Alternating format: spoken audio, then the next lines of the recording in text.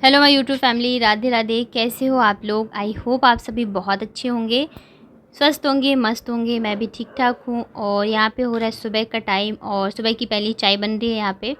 तो मेरी आदत होती है कि जो रात का बचा हुआ दूध होता है ना, तो मैं उसी वाले बर्तन में चाय बनाती हूँ। तो आप लोगों में से कौन कौन ऐसे हैं जो कि मेरी तरह ऐसे ही करते हो? मैं जो दूध बच जाता है रात का, मैं उसी में ही चाय बना लेती हूँ। तो बस यहाँ पे बन रही है चाय। और जिन जिन को चाय बहुत पसंद हो वो आ जाइए चाय पीने के लिए। और यहाँ तो मतलब ऐसा हो गया ना, जब से मैं ससुराल में हूँ चाय के लिए मैं हो गई हूँ बदनाम। सबको ऐसा लग रहा है मैं बहुत चाय पीती हूँ, जबकि ऐसा नहीं है।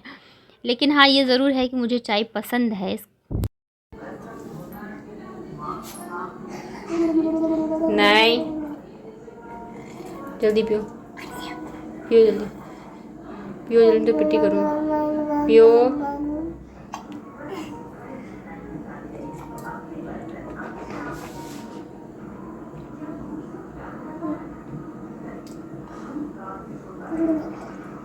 मारबो हम तरह।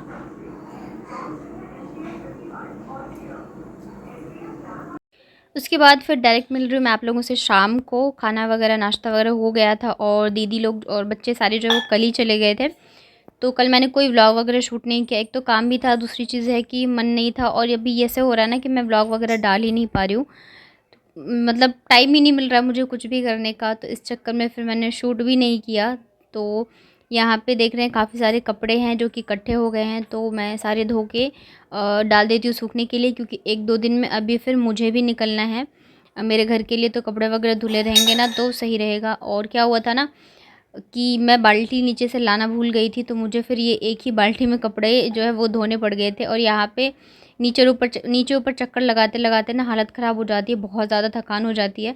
तो इस वजह से फिर मैं वापस गई नहीं। और मैं आई थी और मेरे पीछे पीछे ये दोनों भी आ गए थे, मतलब बाबू और आशी।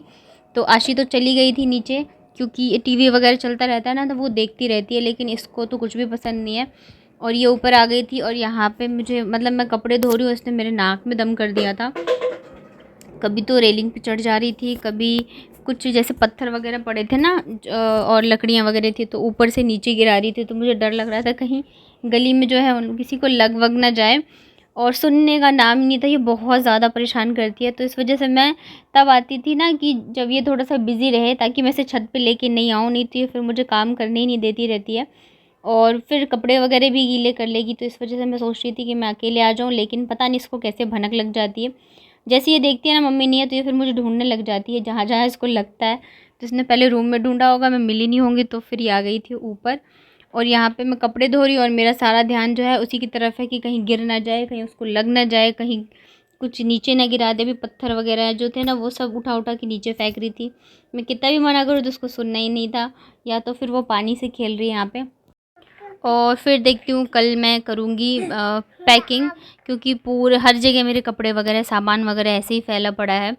और मेन तो बच्चों के कपड़े होते हैं, अगर छूट गए ना तो फिर छोटे ही हो जाएंगे, क्योंकि अब कब आना होगा नहीं आना होगा कुछ पता वता नहीं है।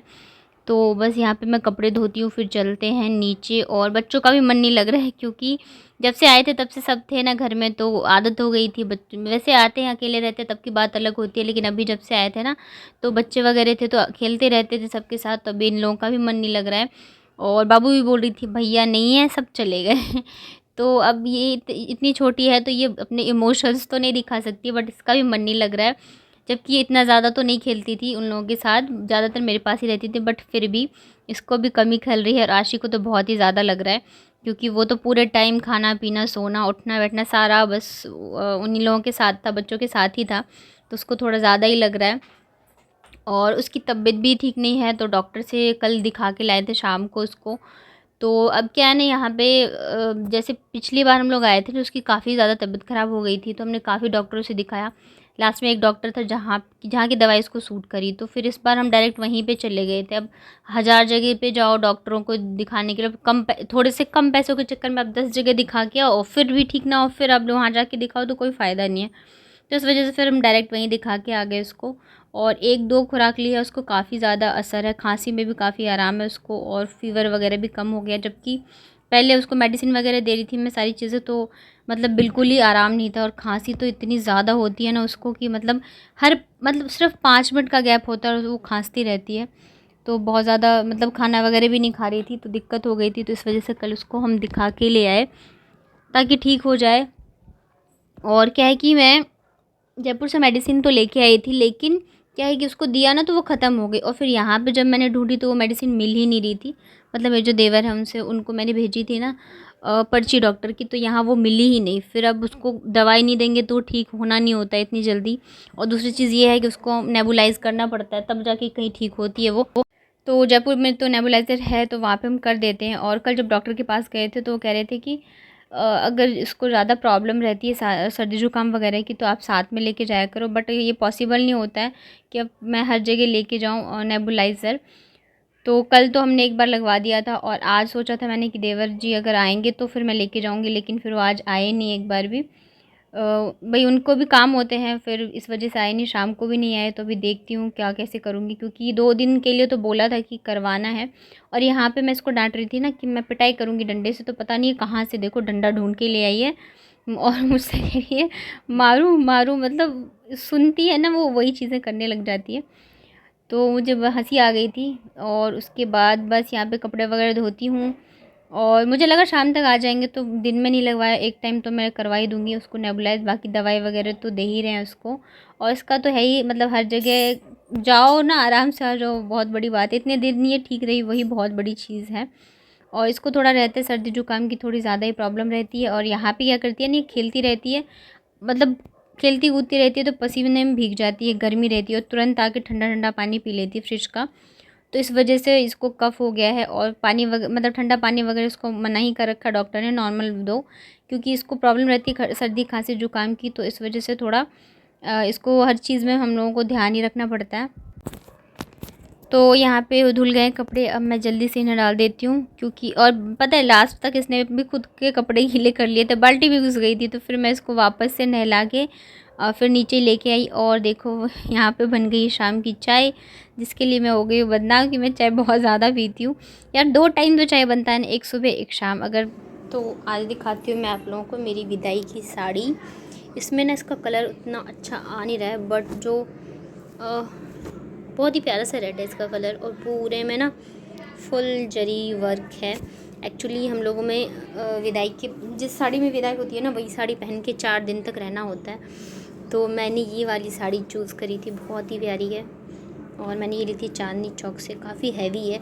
मतलब होता है ना शादी और विदाई वगैरह में हैवी साड़ी पहननी होती है, तो मुझे ऐसा था कि मैं 4 दिन झेल पाऊँ उसको, क्योंकि गर्मी में हुई मेरी शादी अप्रैल के टाइम में। तो मैंने ये वाली ली थी, बहुत ही प्यारी लगती है मुझे ये साड़ी। ये देखो फुल जरी वर्क है और काफ़ी सारे इमोशन जुड़े होते हैं आपकी साड़ियों से जो आपकी शादी वाली साड़ी होती है उससे भी, वो जो विदाई की साड़ी होती है उससे भी। तो ये देखो मेरी विदाई की साड़ी फुल जरी वर्क है इसमें, उसको मैंने काफ़ी बार पहन लिया है इसको। और एक और रेड कलर की साड़ी है मेरी, वो तो मैं जयपुर में ही छोड़ के रखी हूँ इसको। तो आप लोग बताइएगा आपको कैसी लगी मेरी विदाई वाली साड़ी। और मैं सोच रही हूँ मैं एक दिन ना अपनी साड़ियों का वो दिखाऊँ आप लोगों को, मेरी साड़ियों का कलेक्शन। तो अगर आप लोग बोलेंगे कमेंट में, मैं ज़रूर दिखाऊंगी। ये देखो, और ये है आंचल, इसका रियल कलर ये है, उसके बाद फिर ये है रात का खाना वगैरह खा के मैं आई हूँ ऊपर। तो अब भी रात के बज गए हैं 11। मैंने सोचा मैं थोड़ा बहुत जो है पैकिंग वो कर लेती हूँ, क्योंकि ये जो कपड़े धुले वगैरह हैं ना इन्हें भी मैंने फ़ोल्ड नहीं किया है और कल फिर बहुत ज़्यादा हो जाएगा। लेकिन फिर थकान इतनी ज़्यादा थी ना कि मैं कुछ भी नहीं कर पाई, कपड़े वगैरह भी फ़ोल्ड नहीं कर पाई। मैंने सोचा करूँगी लेकिन फिर कर ही नहीं पाई। और यहाँ पे दिखाती हूँ मैं आपको, ये देखो मेरी अलमारी पूरी, ये भी जो है ना एकदम से उसी पड़ी है। सोचा था मैं करूँगी इसको भी ठीक, लेकिन उसके लिए टाइम चाहिए, मेरे पास टाइम नहीं इतना होता था कि मैं करूँ। और दूसरी चीज़ ये है कि बाबू साथ में रहती है ना, तो फिर मैं कर ही नहीं पाती हूँ।